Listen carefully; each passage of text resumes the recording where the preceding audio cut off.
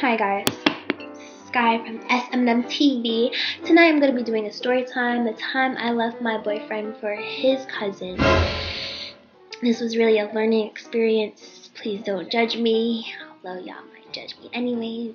I took this as a learning experience, so I said I might as well just talk about it just in case anybody else is going through or went through what I went through. So my boyfriend of 2 months, he was really nice, you know. We were going through a lot of problems at this time. We was having a lot of arguments about a lot of things. Let's say he lived in Washington State and I lived in Arizona. That was the distance between the both of us. Distance was not the deal breaker in the relationship. What caused a lot of the arguments was a lot of miscommunication. That's why communication is key. Let's remember that. Communication is key. Okay. Alright. So it was getting close to vacation time. I'm not saying like, you know, summer vacation, but we have my school had a lot of planned days off. My friend suggested I go with her to her family's house, one of her family's houses, because I didn't want to go home because I didn't want to be close to go see my boyfriend because we was having an argument about nonsense. I wanted to, you know, be somewhere else where he wouldn't be able to get access to. So I went to my friend's house. We was there at one of her family's houses, and I see her cousin. Mind you, this is also my boyfriend's sister. I see one of her cousins, and you know, you see somebody fine, and you just be like, wow, well, he fine. But I'm good with. That was my mindset. I'm not playing y'all. I was not trying to hop on this man. What happened was we was, you know, glancing at each other like for a while, but it was nothing that was like, yo, can I get your number? Or he was like, oh, I want to talk to you later. Can I hop in your DMs? It was none of that. It was more so just like, you want to pass the mashed potatoes? I'll give you some of this hot sauce. Like, you know, it was just being polite and stuff. Went back to school, and the issues we had did not seem to simmer down. It seemed that the problems that we had started to grow, and it was just two people who are very dominant. I don't want to say that I'm dominant, but you're not gonna give me my way ever? Like, never ever? It was a lot of stuff going on. A lot of miscommunication. What I saw on my side of the story was different from his side of the story. At the time, I didn't know that, and you know, I was just seeing like my whole entire world just crumbling, and nothing was being, you know, steady. And I was really upset about it. So when I went back on vacation with my friend, we went back to her family's house, and the same cousin was there. Now, I knew nothing of this man, but this time he was talking to me, and he was nice, and he wanted to know how I was doing and how school was. He was being a human being, really. He was really interested in just how I felt about things, and I got a little crush. I got a little crush. I feel this guy a little bit, just a little bit. We didn't stop talking to each other. Like, the whole entire day, we were talking to each other. Ended up getting this man's number, and we were just talking the whole entire day. I forgot all about everything else around me. It was just really cool that I can just forget about problems just by talking about like McDonald's, French fries, you know. And I was just like, I really feel this man. To the end of the trip, that he asked me out. You know what I said? My dumb self said. I said yes. What I was gonna say, no, I saw my life in this man's eyes. I can't say all that because, you know, we're not together now. But, you know, at the time, he was everything. He was the whole entire package. I saw me moving on to my next life, being, you know, the baddest mother ever, having like, you know, 10,000 children, just looking mad good. I was with it. I was with it. You know, getting on the ride back home to school. I'm in the ride. I'm just like, yeah. You know, I'ma take it, woman. Yes, I'ma take it, woman. I said more. I was like, I'ma take it, woman. And I was like, I'm a taken woman. Like, I'm already a taken woman. What are you doing, Skye? Are you crazy? What? You said yes and you already taken? Now I am juggling. I'm a juggler. No, I don't want to be a juggler. Some people like to juggle. Juggling freaks me out. No. Why? Why would you ever? I will start hyperventilating. I don't want to be a juggler. No. So what am I going to do to be a juggler? To not be a juggler? Let one of them go. Let him go. Let him go. I don't want to juggle no more. What ended up happening was I had to tell both of them,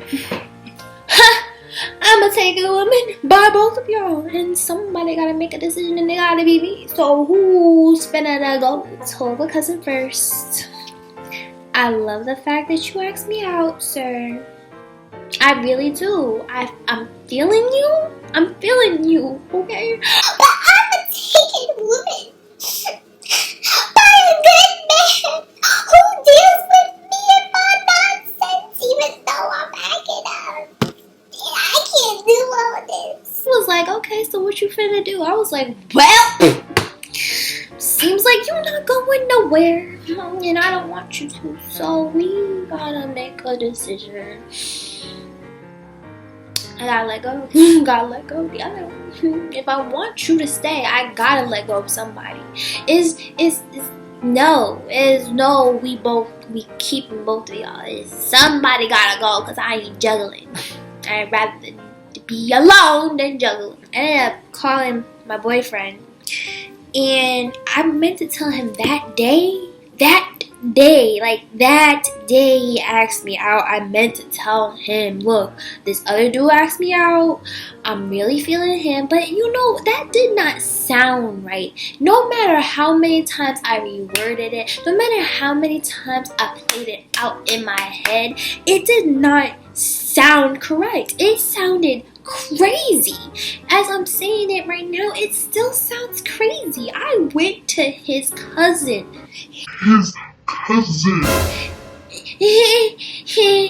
What? What, Skye? No.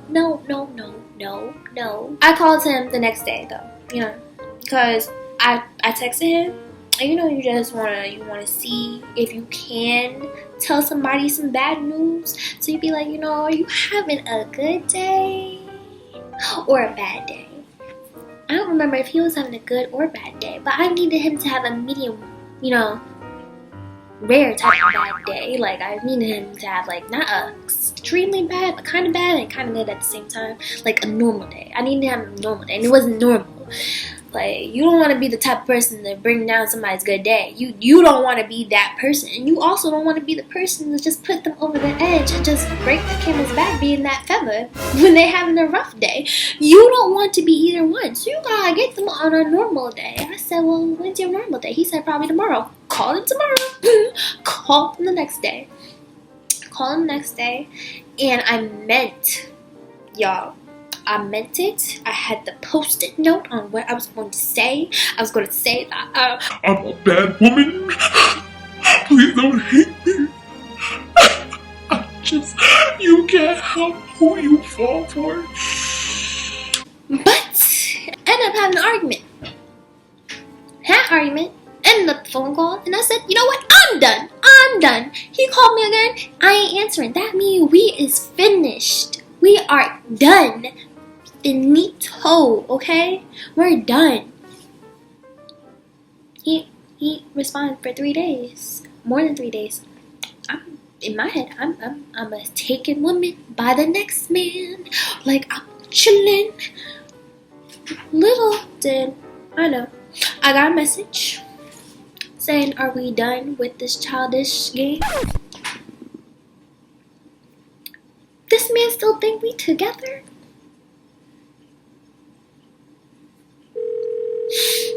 We're sorry, the number you have dialed is not in service at this time. Who are you talking to? I'm a taken woman. I had to ask the cousin, what do I do? He said, you didn't end things correctly. Well, he was right. I couldn't get mad at him. I ain't mad at Skye's stupid.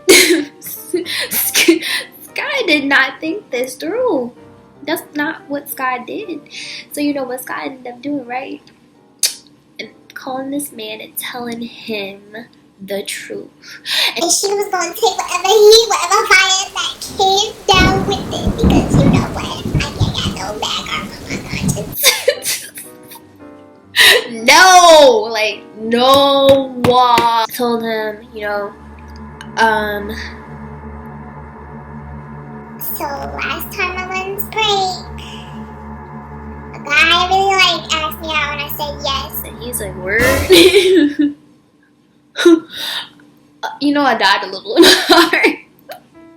You know, I died. You know when a dude just is just like a one-word response and it just kills you. Like, it kills your entire being. Like, I felt like my hand was caught in the cookie jar and I was on broadcast for the whole world to see that my hand was in the cookie jar. I felt so bad. I felt horrible. I wanted to crumble up like a piece of tissue and go inside the garbage myself. I felt like trash. Okay.